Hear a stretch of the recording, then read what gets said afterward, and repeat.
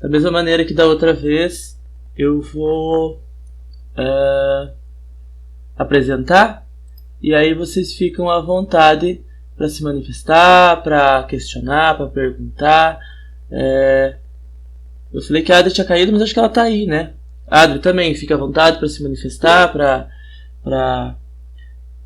Beleza, Guilherme, sem crise. Enfim, para questionar, para perguntar, fiquem à vontade, tá certo?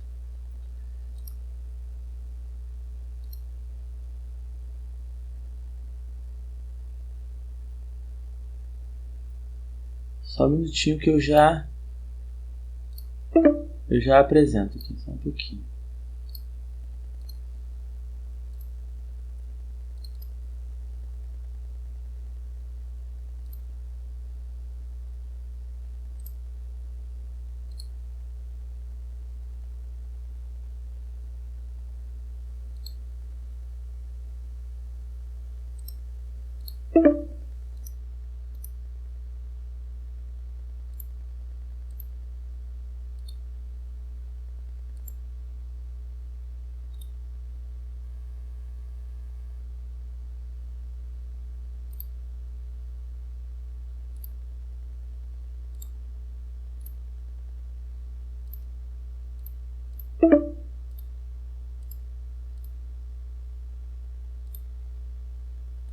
Desculpa aqui, tive um probleminha técnico.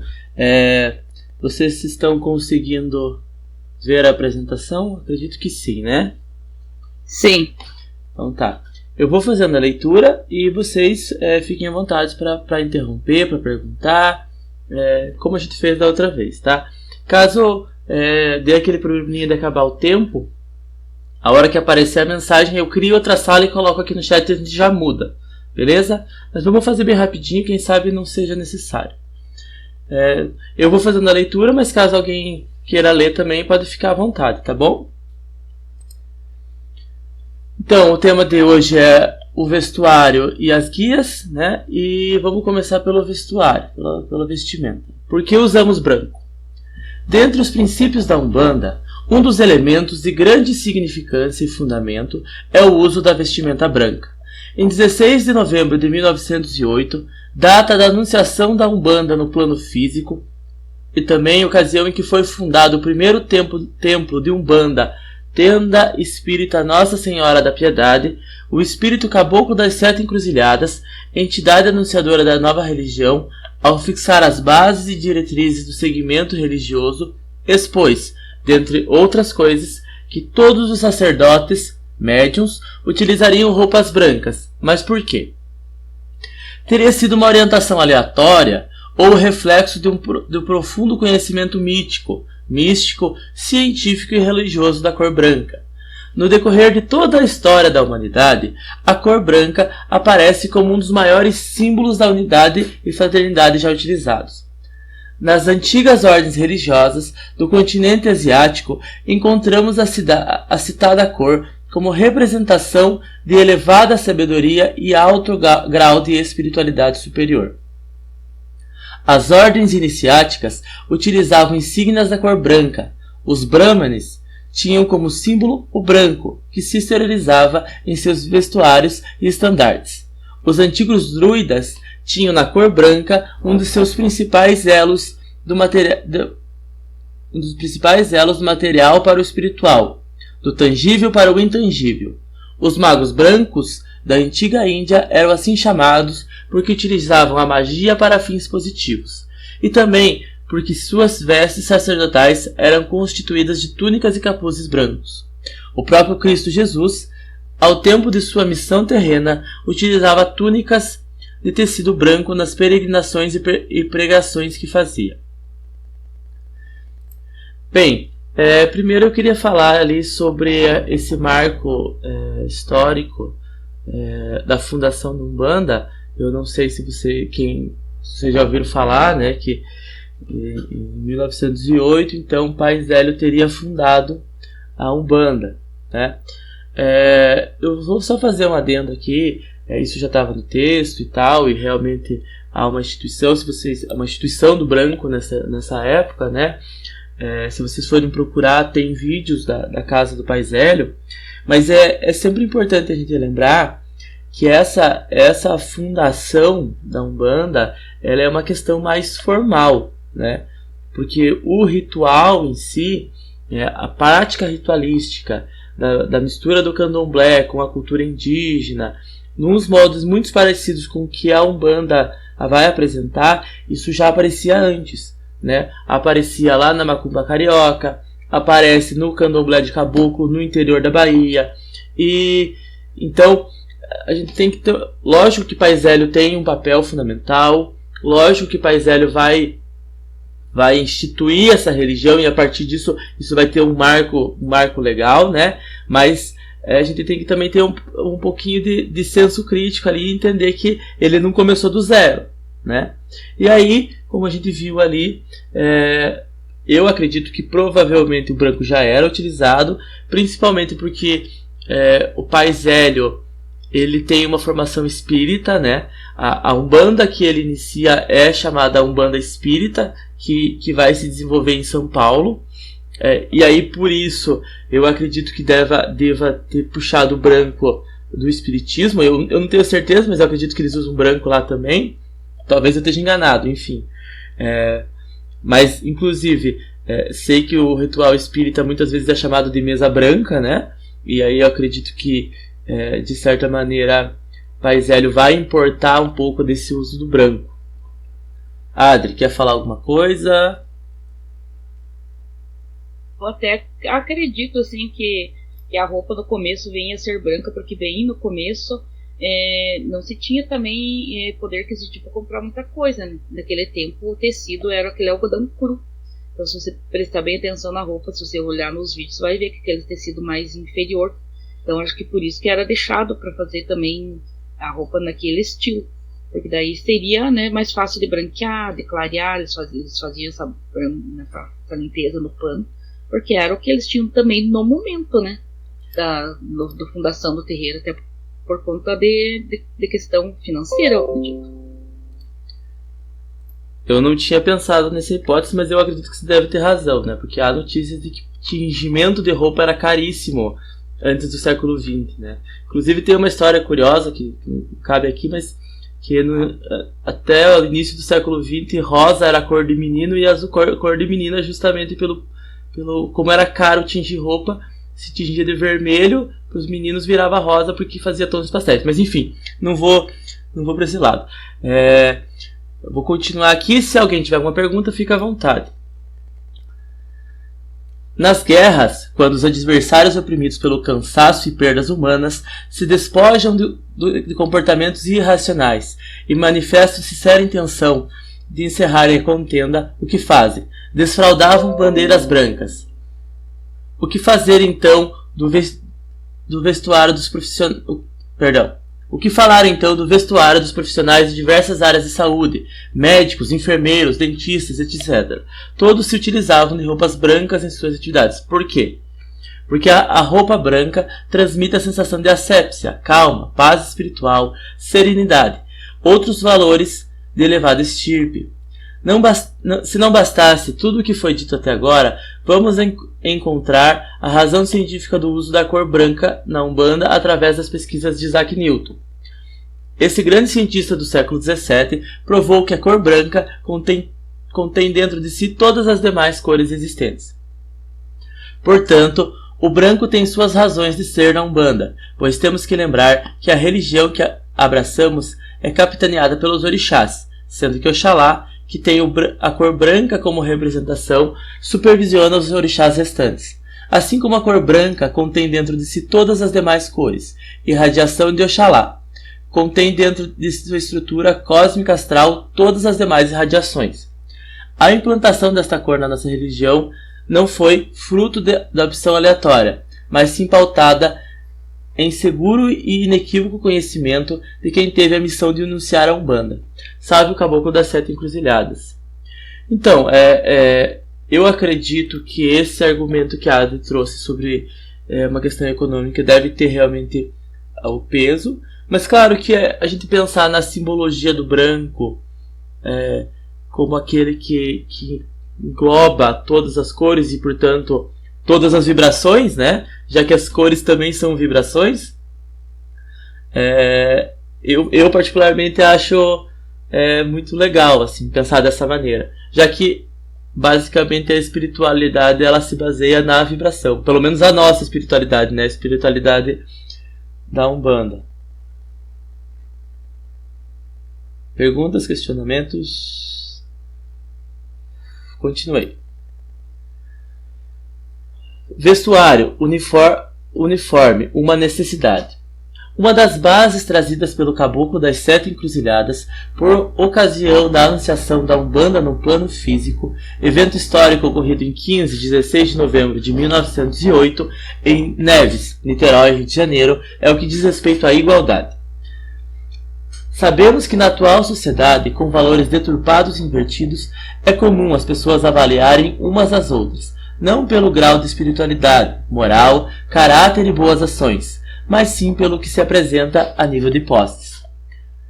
Dentro desse conceito, é corriqueiro, embora extremamente falho, valorizar ou conceituar os habitantes desse planeta, tendo como base a apresentação pessoal externa do indivíduo.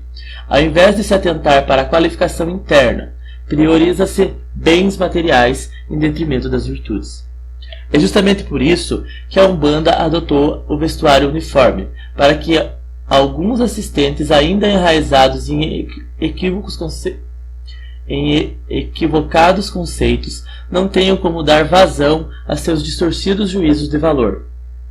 Assim, quem adentra para um terreiro na esperança de cura ou melhorar seus problemas, jamais terá a possibilidade de identificar no corpo do médium todos com trajes iguais, eventuais ou supostas diferenças intelectuais, culturais e sociais. Não terá a oportunidade de saber se por trás daquela roupa sacerdotal encontra-se um rico empresário, um camelô ou uma empregada doméstica.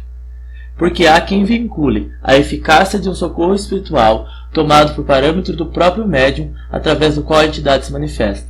Se o medianeiro atuasse nas sessões de caridade com trajes civis comuns, algumas pessoas que pensam da forma citada passariam a tentar analisar o grau de intelectualidade, de situação financeira, social e etc., pela qualidade do vestuário apresentado pelos médios. Então, sacerdotes calçando sapatos de fino couro, camisas e calças de marcas famosas seriam facilmente identificados e preferencialmente procurados. Outros tantos, humildes na sua apresentação, seriam colocados em segundo plano. Na Umbanda, sopro divino que a todos oxigena, o personalíssimo, o destaque individual é algo que jamais deveria existir. Somos meros veículos de manifestação espiritual superior e por isso devemos sempre nos mostrar coletivamente, sem identificação pessoais ou rótulos. Somos elos iguais da mesma força e importância nesse campo de amor e caridade denominado Umbanda. Na Umbanda, o uniforme do médium ou está no vestiário do terreiro e, portanto, dentro do cinturão de defesa do mesmo, ou está em casa sendo lavado e passado, longe do contato direto com forças aleatórias. Bem, então vocês viram que um ponto bem importante sobre o branco é esse sentido de igualdade, né? Muito no sentido de não vai ter pessoas que têm condições financeiras melhores, outras nem tanto, mas o grande intuito da Umbanda é a caridade, é o amor ao próximo, né? E quando a gente vai lá ostentando roupas e coisas desnecessárias e coisas que não tem sentido, isso acaba se perdendo, né? Acho que isso ficou bem claro no texto, que na verdade lá o médium não importa, o que importa é a manifestação da espiritualidade. Adri? É que, infelizmente, né, a gente vai encontrar não só dentro do terreiro, mas em todo lugar que a gente vai, aquelas pessoas que se acham, né? Tipo assim, sobe pra cabeça porque tem um pouquinho mais, eu posso mais, eu quero um lugar, um destaque melhor, e não é por aí o caminho. Então, é importante mesmo. Quem chega lá vê todo mundo igual. Vê uma vibração só, procura, né? Então isso é bacana, nessa parte sim, eu acho bem bacana mesmo. A coletividade, a espiritualidade encontra muito mais formas na coletividade do que na individualidade, né? Juntos a gente tem mais força. A gente tem. Tanto que por isso que o nome é corrente, né? Exatamente o que eu estava pensando. É corrente por isso, porque somos um elo, né? E outro ponto importante que traz ali é sobre o cuidado, né? A roupa do terreiro não deve ser usada em outro local. A roupa do terreiro é roupa do terreiro. Você vai deixar aquela roupa pra gira. Num outro grupo apareceu uma pergunta sobre se podia ir vestido ou se tinha que trocar de roupa no terreiro. No nosso terreiro não existe uma orientação específica sobre não pode ir vestido, tanto que a maioria já vai vestido de casa, né? Mas é o cuidado com a roupa. Vestiu, vai direto pra lá, não vai ficar passeando. Claro, salvo assim, uma emergência, uma coisa que não tem como evitar, né? Mas pôs a roupa do terreiro, vai pro terreiro, e a roupa do terreiro, lava, deixa guardadinha lá, toma cuidado. Adri? E cuidar também com roupas curtas, transparentes, né? Roupas que te deixam à mostra, né?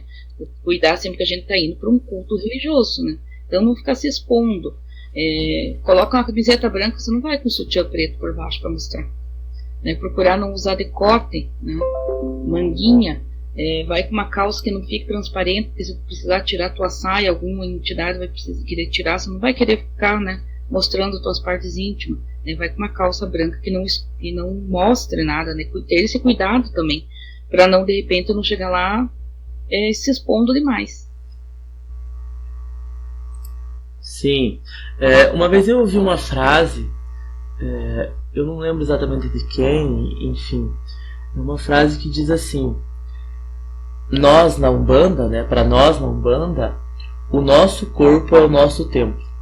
Mais do que para as outras entidades onde o templo é o templo, né, nós temos o templo físico, que é o terreiro, mas nós recebemos o espiritual, recebemos a divindade. Então o nosso corpo também é templo. E aí a gente, nesse sentido que a Adri falou, a gente tem que cuidar dele, né, não expor ele, não, enfim. Vamos continuar. Se alguém tiver alguma dúvida, fica à vontade, tá? As vestes. As vestes na Umbanda geralmente são brancas, sempre muito limpas, já que este é um dos motivos pelo qual se troca de roupa para os trabalhos. Nunca se deve trabalhar com roupas do corpo. O suor causa uma... Acho que aí deve ter um erro. Eu já li esse texto hoje de manhã e não tinha percebido, mas não ficou muito clara. Quer dizer, roupas do dia a dia, provavelmente, né? O suor causa uma sensação de desconforto, o que traz uma má concentração e intranquilidade do médium. Sem contar, é claro, com a desagradável situação de uma pessoa que vai tomar um passe ou consultar-se e fica sentindo o cheiro de suor, que está sempre próximo nos trabalhos. O branco é de caráter refletor, já que é a somatória de todas as cores e funciona, aliado a todas as coisas, como uma espécie de escudo contra certos choques menores de energias negativas que são dirigidas aos médios. Serve também para identificar os médios dentro de uma casa de trabalho muito grande. Além disso, é uma cor relaxante que induz ao psiquismo, a calma e a tranquilidade. A roupa branca é a vestimenta para a qual devemos dispensar muito carinho e cuidado, idêntico ao que temos para com nossos orixás e guias. As roupas devem ser conservadas limpas, bem cuidadas, assim como as guias, fios e conta. Não se admite que um médium, após seus trabalhos, deixe suas roupas ou guias no terreiro esquecidas. Quando a roupa fica velha, estragada, jamais o médium deverá dar ou jogar fora. Ela deverá ser despachada, pois trata-se de um instrumento de trabalho do médium. Na nossa casa, homens utilizam calça e camiseta, e mulheres utilizam camiseta, calça e saia. As roupas não devem ser justas ou decotadas. Mais uma vez o texto ressalta sobre a necessidade do cuidado com a roupa. Ali traz um ponto que eu particularmente não tinha pensado, né? Que é sobre o descarte. É a mesma coisa a gente pensar um cirurgião né, que usa a roupa lá para fazer a cirurgia, e aí quando a roupa fica velha ele doa a roupa. Não existe isso, né? Ninguém viu a cirurgia. E é a mesma coisa, gente, né?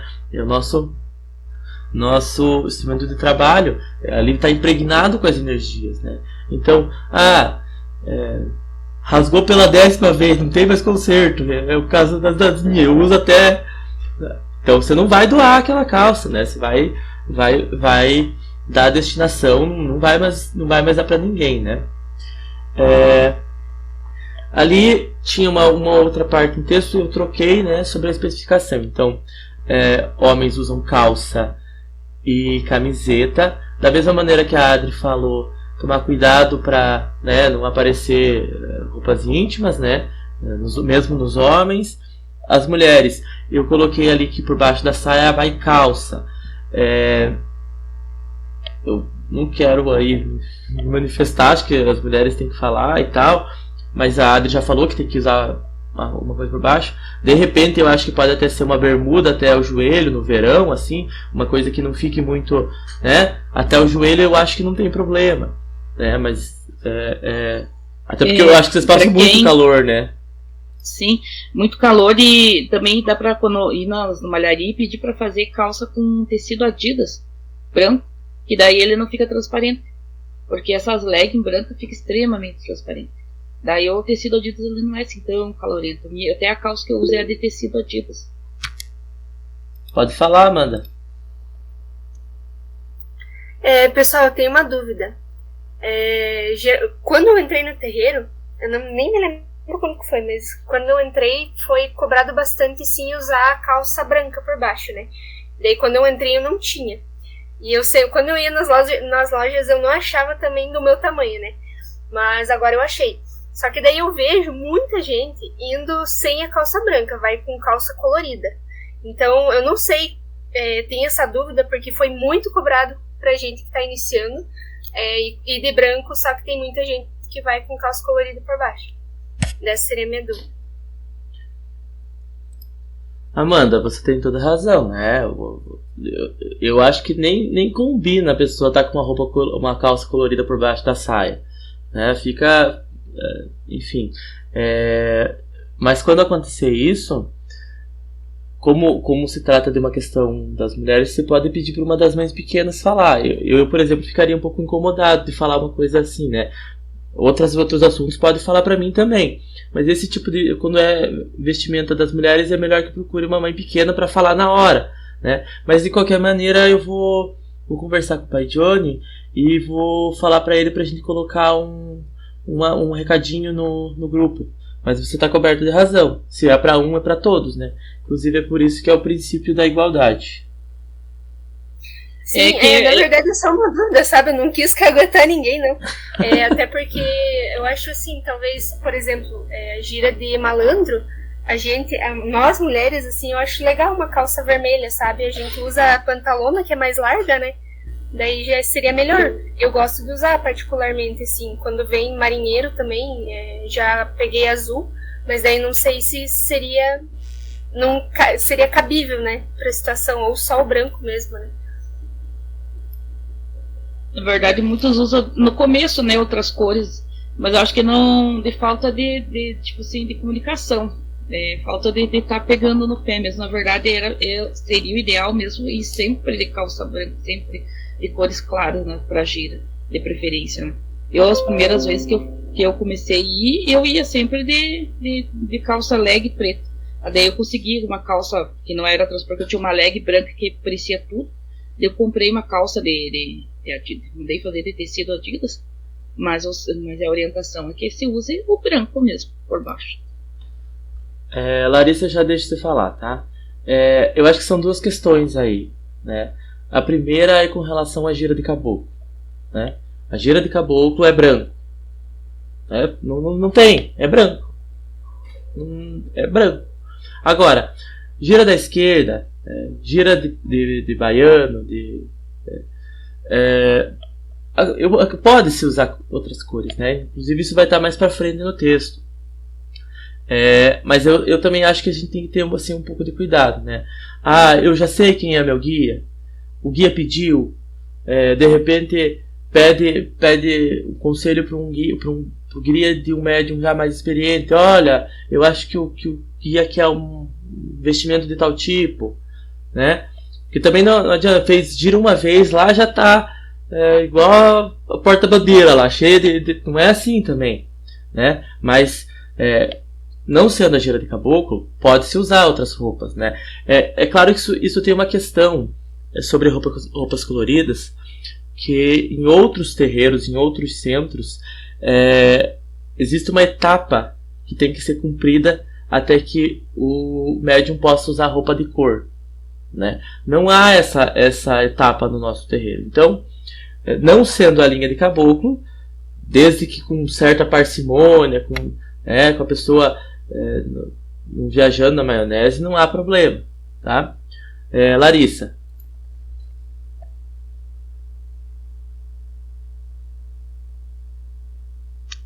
Eu ia falar que eu não consegui achar uma calça branca, né? E daí eu achei um tecido que é molinho, assim, que ela é mais larguinha, mas ela é creme, é quase branca. Realmente é muito difícil. Daí até abaixei a mão porque a Adri falou ali que é muito difícil achar calça branca. Aqui na cidade é bem difícil. Na verdade, eu mandei fazer na malharia uma de tecido branco, assim, de Adidas, sabe? A minha já tá velha, porque já faz anos que eu entrei, né? Mas eu e daí no verão é ruim, né? Tipo, é muito calor. Então essa que eu comprei, ela é uma pantalona, ela é um tecido duna, ela não esquenta, mas ela também não é gelada, assim, pro inverno. Eu achei boa, só não consegui achar branca. Eu acho que assim, creme, cinza, bege, nada que destoe, não há problema, tá? Acho que não pode ser lá, tá com uma calça amarela por baixo da saia branca, um negócio laranja, verde, né? Mas colchão. Cinza, begezinho, cremezinho, assim, que não vai destoar muito do branco, e que foi o que você achou, não tem problema. Júlia, pode falar. Não, só queria dar uma dica mesmo, que eu tenho uma calça branca que é que eu uso em toda a gira, porque foi a única que eu achei pra comprar, mas eu comprei pela internet, porque realmente aqui em União é muito difícil. Então, vamos prosseguir. Aqui, essas práticas que estão aqui elencadas, elas não são usadas na nossa casa, né? Mas eu quis deixar no texto, porque pra gente saber que em outros lugares tem essas práticas, né? Pra gente entender que a Umbanda, ela é diversa, ela é múltipla e tem muita cultura aí, né? Então eu vou fazer a leitura rapidamente, mas já para vocês saberem que isso não se aplica no nosso centro. Pano de cabeça ou torso é feito a partir de um pano chamado Oxá. Provavelmente a pronúncia deve estar errada, porque não sei se vocês sabem, o Yorubá é uma língua muito complicada na pronúncia, né? Mas enfim. A palavra significa faixa de pano, de tamanho variável. Existem vários formatos de torso, que podem ter significados diferentes. Por exemplo, o torso com duas pontas, orelhas, significa orixá feminino, enquanto o torso de uma ponta só simboliza orixá masculino. Serve também para proteger a coroa do médium quanto às energias mais pesadas, como também representa um sinal de respeito dentro de um determinado ritual. Toalha branca, pano de costa. Trata-se de um pano branco em formato de toalha, retangular, podendo ser contornado ou não com renda, fino ou grosso, de tamanho aproximadamente de 0,5 a 0,8 metros, de 50 a 80 centímetros. Né?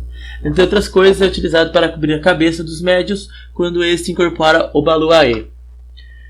Outras roupas. Em alguns casos, os guias podem solicitar algumas peças de roupas para usar dentro dos trabalhos. Podem ser pretos velhos, toalhas, batas, saias, calças, etc. Exus, roupas, lenços, chapéus, joias, capas e etc. Caboclos, cocares, faixas, penas, tiras de couro, etc. Crianças, bonés, roupas, laços, toalhas e etc. Essas peças de roupa serão autorizadas pelo dirigente ou pelo guia-chefe da casa. Então é como tá ali, né?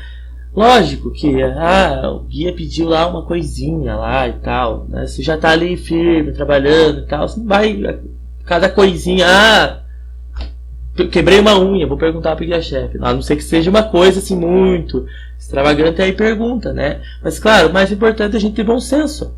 Não é carnaval. Se o guia pediu uma coisa, então aquilo tem um sentido. Ele trabalha com aquilo, mas ele não tá no... né? Quando a gente começa a enfeitar demais, começa a fazer... Isso se perde, né? Então, mas claro, o guia pediu, às vezes a gente quer fazer um agrado pro guia, também não tem problema, né? E aí vocês viram, a gente sabe quais são as roupas, vocês falaram, o marinheiro tem a roupa listrada, eu acho que a Larissa estava com uma calça vermelha pra malandra, também não tem nada, acho normal, né? Na esquerda a roupa preta ou roupa vermelha. Os ciganos talvez um pouco mais enfeitados, porque o cigano gosta realmente, né? A gente tem que dar o braço a torcer. Mas, enfim, se a gente faz com bom senso, a coisa funciona.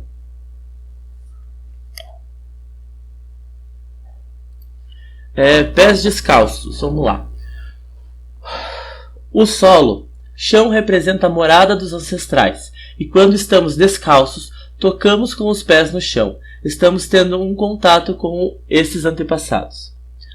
Nós costumamos tirar o calçado em respeito ao solo do terreiro, pois seria como se estivéssemos trazendo sujeira da rua para dentro das nossas casas.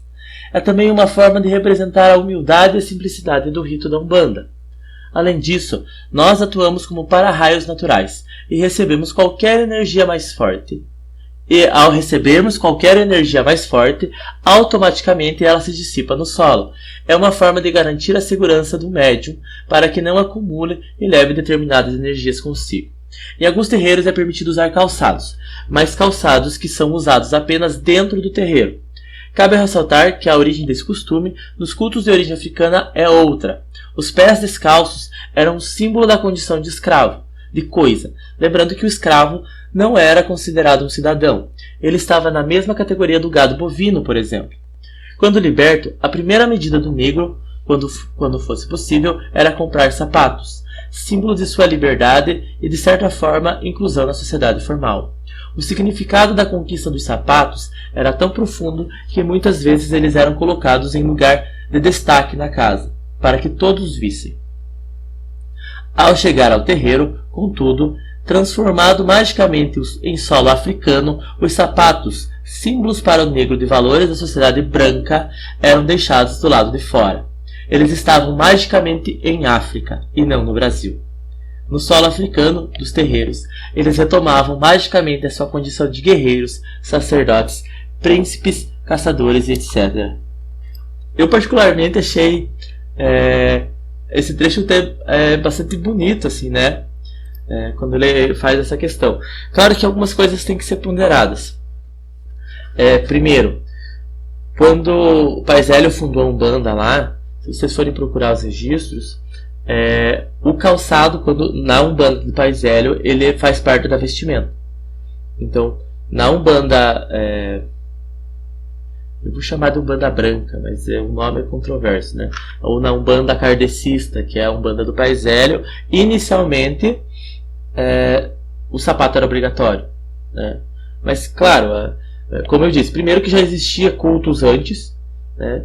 E enfim, uma série de questões envolvidas aí que o texto trouxe também a questão econômica, essa questão sobre a magia do solo sagrado, mas o mais importante se vamos estar calçados no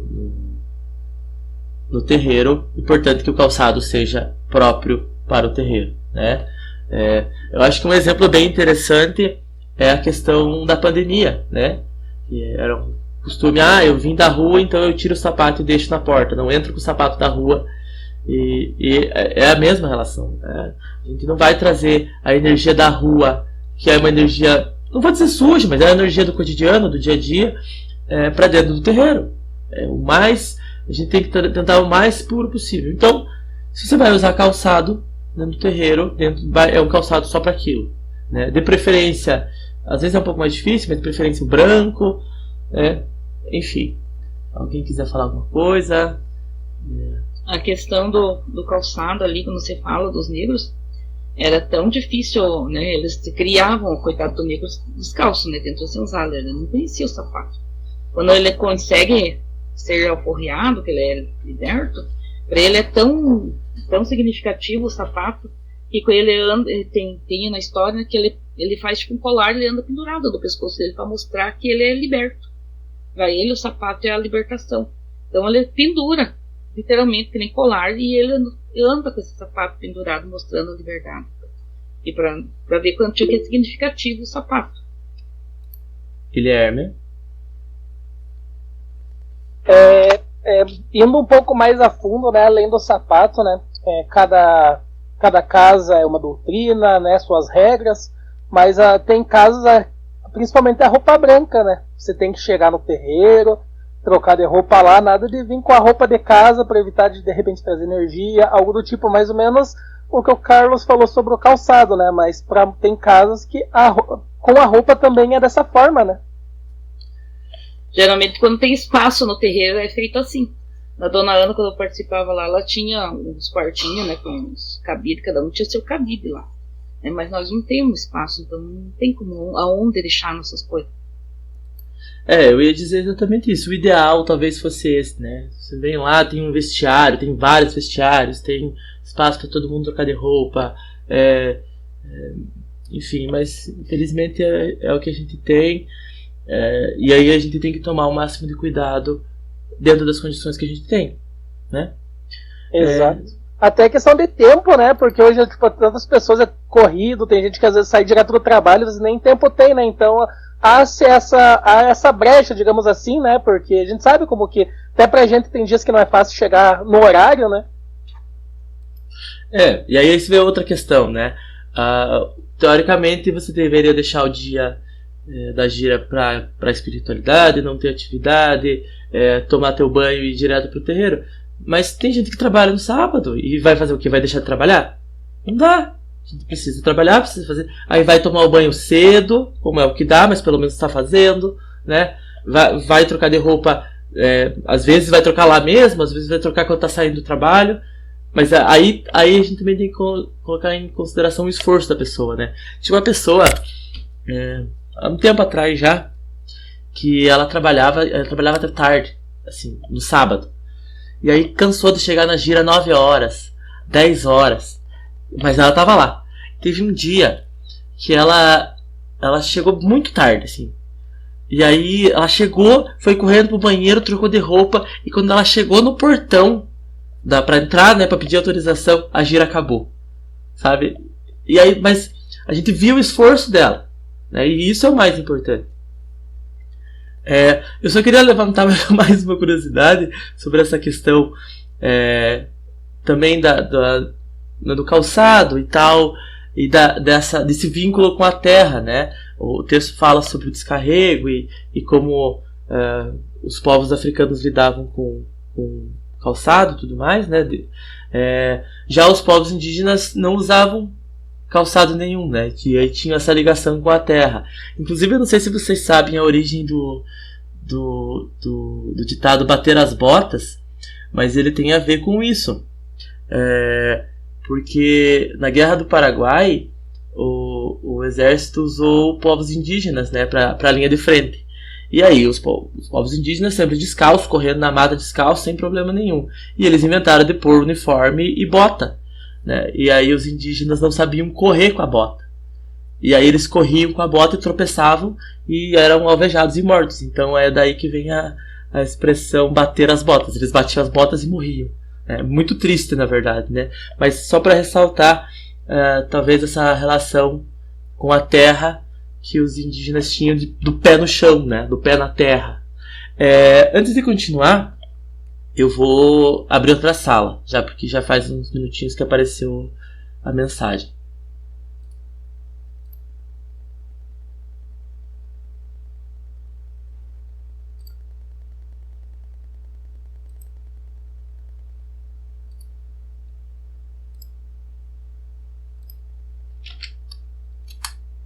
Se vocês quiserem passar para lá só para ver se dá certo.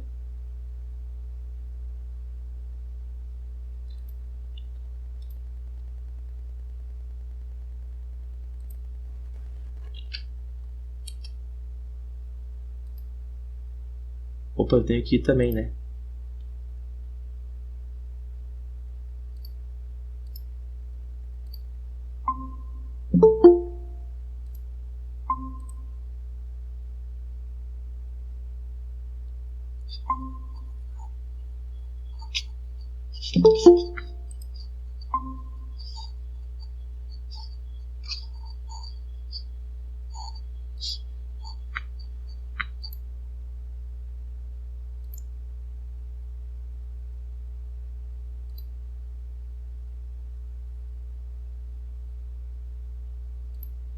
Bem, deixa eu parar aqui.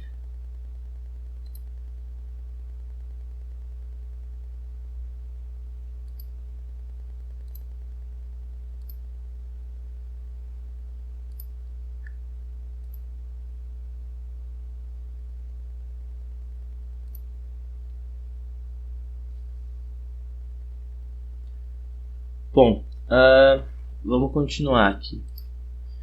Brincos, pulseiras, etc. Certamente tal tema deixará de cabelo em pé parte da coletividade feminina que atua como médiums nos vários tempos de Umbanda. É cientificamente comprovado... Vocês estão me ouvindo? Cientificamente comprovado que dentre as matérias tangíveis encontradas no nosso planeta, os metais, ouro, prata e bronze, etc., constituem uma substância de grande poder magnético atrativo. Capacidade de atrair, conduzir ou condensar em seu corpo energias dos mais diferentes níveis e tipos. O importante é que, com essa informação em mente, é bem fácil deduzir o que pode ocorrer ao médium que se apresenta como o autêntico cabide de bijuterias ambulantes. É fato que nos trabalhos mediúnicos e espirituais, estando incorporados ou não, quase sempre enfrentamos forças de baixo teor vibratório, que as formas de pensamento negativos, etc., que acompanham e turbam a vida de muitas pessoas. Estas, ao serem conduzidas ou procurarem auxílio de um templo umbandista para verem dissipadas as causas e efeitos de tais assédio, apresentam seu campo áurico, aura como corpo energético, e perispírito, corpo espiritual, completa ou parcialmente contaminados pelos fluidos hostis de forças supracitadas. Não obstante, os obsessores serem doutrinados ou detidos e encaminhados a prisões astrais e formas de pensamento serem desintegradas durante todo o trabalho e asepsia espiritual, resíduos magnéticos dessas individualidades tendem a agregar-se aos metais mais próximos, inundando-os de fluidos nocivos, nesse caso, os metais que o intermediário utiliza. Muitos podem estar se perguntando qual o papel das entidades espirituais nessa situação. Bem, eles fazem a parte que lhes compete, cruzando e defumando as guias dos médiuns, solicitando somente o uso da vestimenta branca, cor branca, função refletora, repulsora do eletromagnetismo nocivo, banhos de mar, cachoeira, banhos de ervas, defumações especiais no templo, e uma série de outras providências salutares a seu aparelho. No entanto, será que há preocupação em se fazer a asepsia de brincos, pulseiras, condões e outras bijuterias, como colocá-los em um recipiente de barro com água e sal grosso? É claro que não. O que acontece então? Paulatinamente, tais adereços vão sendo encharcados por cargas densamente negativas, que acabam por jorrar no próprio médium. Na Umbanda, possuímos recursos não só repressivos, mas também preventivos para lidarmos com certas circunstâncias. Não custa nada ao médium, antes de começar o labor caritativo, tirar e guardar os metais que ora utiliza, evitando com isso eventuais efeitos danosos à sua constituição espiritual física. Os únicos adereços que podem ser usados nas sessões são os indicados pelas entidades e alianças, casamento, noivado e compromisso. Eu na verdade nunca tinha pensado nisso, sabe, gente, sobre os adereços, mas me parece que faz um pouco de sentido, né? Claro, eu acho que as mulheres não vão ficar tirando e colocando aquele brinco que elas usam todo dia, né? Eu particularmente acho que não cabe muitos adornos de gira de caboclo, de preto velho e de herê, e que adornos de ciganos e pombagiras e exus, talvez, devem ser exclusivos deles. Ou seja, eu não vou usar o anel do Exu na rua, a não ser que eu tenha um anel próprio para mim usar na rua, que foi cruzado pelo Exu para me proteger. Mas o anel do Exu, é usado na hora da gira. O colar, a pulseira da Pombagira, é da Pombagira, não é para eu sair e andar com ela na rua. Não sei, eu confesso que eu não tinha pensado muito sobre isso ainda. O que vocês acham?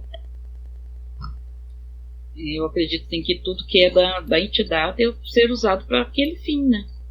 Eu sou uma pessoa que eu não sou muito de andar muito cheio de pendurucai, mas o pouco que eu uso lá do terreiro é dentro de um pacotinho, é do terreiro. Tudo que é do terreiro é do terreiro. A roupa do terreiro é do terreiro. Sapatinha do terreiro é do terreiro. Minha sapatilha fica na minha bolsa, dentro de uma sacolinha, é só no terreiro que eu uso. Tudo que é do terreiro é só pro terreiro, eu não misturo. Porque eu levo muito a sério. Tenho muito medo de carregar coisa comigo e depois, né, ficar impregnado e não saber o que fazer depois. Acho que é bem por aí, assim, né? Claro, o guia pediu, a entidade pediu, outra entidade te deu pra tua entidade, pra você, não vai ter problema, né? Agora, o que não dá é pra fazer a festa do Butiá, eu acho, né? Vamos ao último tópico, então, agora, que é as guias e fios de contas. Em língua iorubá, o colar, ou o fio de contas chama Akufi Isuru, ou Ileke. Como eu falei para vocês, eu um dia ainda quero aprender iorubá, mas é uma língua que é muito tonal, né? Então provavelmente a pronúncia deve estar errada. Os iorubás usam colares confeccionados de pedras, conchas, sementes de ossos e dentes de animais. Na época da colonização, os europeus trouxeram para o Brasil as miçangas, ou contas artesanais que usavam para adornar seus vestidos. Com a organização do candomblé, os colares dos orixás passaram a ser feitos com essas contas artesanais. Daí surgiu a expressão usada no candomblé, fio de contas. Confeccionada de miçangas sintéticas nas cores de cada divindade, o fio de conta faz parte da indumentária ritualística do candomblé e simboliza cargos ou nações, etnias do candomblé, com as contas enfiadas em cordone, fio de puro algodão, e lavadas com água, com folhas sagradas ou banhadas no... Enfim, não vou cometer mais uma gafe aqui com o iorubá. O fio de contas é fechado com uma conta especial, que aqui no Brasil ficou conhecido como firma, justamente por fechar ou firmar o colar. Na Umbanda, os colares ritualísticos recebem o nome de guias, para representar as entidades ou guia espiritual de cada religioso. Estes guias são feitos em miçangas de porcelana, sintéticas ou cristal. Antes de serem usadas, as guias serão lavadas e defumadas com ervas específicas de cada entidade ou guia espiritual. Quando o filho está com seu fio de conta ou guia no pescoço, ele está em verdade carregando consigo seu próprio orixá ou entidade. E quando um desses colares arrebenta, é sinal de que alguma energia negativa foi absorvida. Nesta hora, se junta as miçangas, coloca-se de molho em água com ervas do orixá ou entidade, dono da guia ou fio de contas, para ser restaurado nas ritualísticas originadas de cada culto. Portanto, as guias ou fios de contas são emblemas importantes das religiões afro-brasileiras, usados como instrumentos religiosos que fazem elo entre o material e o divino, entre a matéria e o divino, permitindo assim uma maior comunicação espiritual com o orixá ou entidade. Axé, Saravá, e aí estão as fontes. Bom, primeira coisa, tem um termo ali que é sobre peças ou miçangas sintéticas, né? Eu deixei o termo justamente para eu não esquecer de comentar com vocês, né?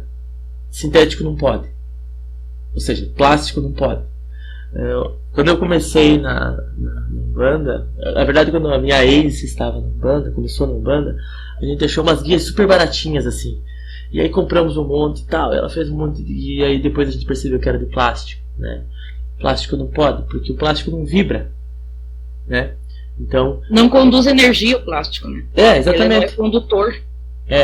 E aí por isso as miçangas ou cristais, né? Porque eles vão vibrar, eles vão conduzir a energia, né? E querendo ou não, plástico não é uma coisa natural, né? Assim, o vidro né? O vidro, se cai um raio na areia, vira vidro. Ele é natural, entre aspas, né? O plástico não tem essa condição. Para fazer as guias, né? Então vocês sabem, nosso centro, a guia de Oxalá, que é branca, ou talvez, na verdade é uma discussão, né? Guia de Oxalá branca, guia de Anjo da Guarda transparente, ou ao contrário e tal. Mas enfim, tem que ter uma guia. Eu prefiro a branca, né? Para dizer que é a guia de Oxalá ou guia do Anjo da Guarda, que é obrigatória. As demais guias, elas vão surgir quando? Quando o guia-chefe pedir, ou quando o teu guia pedir, né? Enfim, longo tempo de trabalho, né? Não é assim, o guia passou lá, assim, eu senti, vou fazer a guia aqui, já tá pronto e tal, né? Vamos com calma. O que mais que eu ia falar? Enfim. Cuidar com o comprimento da guia também, né? A guia deve ser sempre em cima do umbigo. A tua proteção ali. Para baixo do umbigo? De preferência. O máximo, né? Umbigo que ali, que pelo menos em cima do umbigo. Entendi. Porque é a proteção, né? Porque tem lugares que você vai procurar lá na internet. Fio de couro tem que ter 150 bolinhas. Mas se você é uma pessoa de 2 metros de altura, 150 bolinhas não vai chegar. Não vai passar por tudo. Né? Então você tem que ter esse cuidado. E às vezes a pessoa muito baixinha, depende da quantidade, vai ficar arrastando no chão. Então aqui tem que ser condizente com o teu tamanho, com a tua altura. E fique sempre tampando ali aquela região. Não sei se vocês entenderam, né? Mas eu fiquei confuso quando a Adi falou, depois eu entendi. Pelo menos até o umbigo. Mas o ideal é que passe do umbigo, justamente para pegar os chakras dessa região, né? Guilherme. É uma pergunta que eu tenho. É questão sobre ganhar guia. Que nem eu ganhei uma de uma entidade. Tem problema? Não tem? Não tem problema. Não, acho que não é um problema. A única coisa só que eu já vi algumas vezes a entidade emprestando a guia. Eu confesso que eu não concordo muito, né? Acho que se a guia dá a guia, o guia dá a guia, então ela passa a ser para você, para tua proteção, para o teu cuidado. Você pode usar ela, né? De repente o guia lá tem alguma relação com o guia que você vai receber, e por isso a guia pode ser, né? Enfim, a gente não sabe. Não vejo problema. Presente de batismo? Não vejo problema nenhum. Eu acho que é casos e casos, né? Que nem nessa situação, pelo menos a minha visão, que você ganhou como se fosse uma proteção mesmo, né? A energia do próprio guia. Mas eu acho que um pouco sim que entra no que o Carlos quis dizer, né? Que a gente vê em vários lugares que tem pessoas que acham que a guia é como se fosse um apetrecho para você, nossa, quanto mais guia, mais bonito você tá, mais não sei o que. E não é isso. A guia justamente é no momento que você precisa, quando você precisa. Ou seja, como o Carlos falou, né? Eu acho que é isso que tem que entender, que a guia não é um luxo. O guia é um material de trabalho, né? Eu gosto de pensar que a guia é como se fosse uma aliança. Então, isso é quando a gente vê o médico que nem bem entrou, a gente olha e tem mais guia que o Johnny. Eu posso capotar pra frente. Eu olho e penso, meu Deus, eu tô tantos anos aqui, a maioria das minhas guias desde que eu comecei. Eu gosto de pensar na guia como uma aliança, né? Você não sai fazendo guia pra quem se conheceu na esquina ontem, hoje, né? A guia é um sinal de compromisso. É tanto seu que você vai se dedicar, que você vai, né, rezar pro teu guia, você vai, né? Quanto ele também vai estar ali do teu lado, porque você precisar, porque ele puder, né? Então, isso, claro, nessa situação que a Larissa falou, de repente o guia, ele achou que dar a guia era um bom instrumento para tua proteção, não há problema, né? Agora eu só quero dizer que não é Qualquer coisa eu tô fazendo guia, 3, 4, 5 guia e encho o peito e isso não muda nada, né? Não é assim que funciona. Eu fiz o trabalho das 7 linhas. Fiz o trabalho 7 linhas, consegui firmar 6 entidades. Outro trabalho eu tô com 6 guias. Sim, anda capotando pra frente tanta guia. Vai ficar por coluna daí. Exato. E outra questão é a questão do... Que nem o Carlos falou dos guias chefes falarem, né? Questão... Comigo aconteceu de um guia pedir pra mim fazer a guia pra boca que eu trabalho no Manjá. Tá pequeno, né? Tá pequeno. Então, tipo... Tem essa questão também que às vezes a gente não sabe a hora, mas o guia mentor ali, o guia chefe, pai pequeno, vai saber dizer, vai auxiliar, né? Então... Com certeza. Eu quero dizer que esse é o melhor tipo de guia de fazer. Que essa aí, quando é um, né, um guia já de um médio mais experiente, aí se faz na certeza, né? E aí, de preferência faz pequenos, claro, mas aí você já vai na certeza que não, posso fazer, já tá na hora, é essa guia mesmo, né? Então, gente, da minha parte era isso. Se vocês tiverem mais alguma pergunta, alguma dúvida, enfim.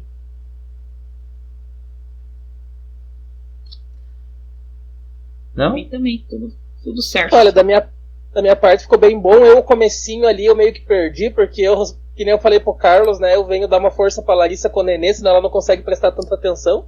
Mas os pontos que eu peguei achei bem bacana e aprendizado é sempre muito bom. Agradeço até vocês aí por estarem se disponibilizando, né? Porque a gente sabe, pra gente já é difícil, a gente chegou em cima do laço, já é difícil. Imagine vocês também que ainda apresentam tudo aí. Obrigado mesmo, gente. A gente que agradece a participação de vocês e como você falou, o debate é sempre importante, tá todo mundo sempre aprendendo, né? A gente também vai lá, estuda, pesquisa. Eu, nesse texto aqui, 2 ou 3 coisas que eu nunca tinha ouvido falar, que eu nunca tinha parado para pensar. Então, e vocês também, a gente vai pensando junto e vai construindo junto. Eu vou ver se amanhã eu já consigo colocar o vídeo no grupo, no YouTube, né? O importante é vai ficar famoso, não, brincadeira. Mas, enfim, pra ir compondo, eu só não vou por hoje porque tem que tratar o áudio. Mas, enfim, eu quero agradecer a participação de vocês, agradecer a parceria com a Adri e é isso aí. Vamos junto. Boa noite a todos. Pessoal. Obrigado. Boa noite.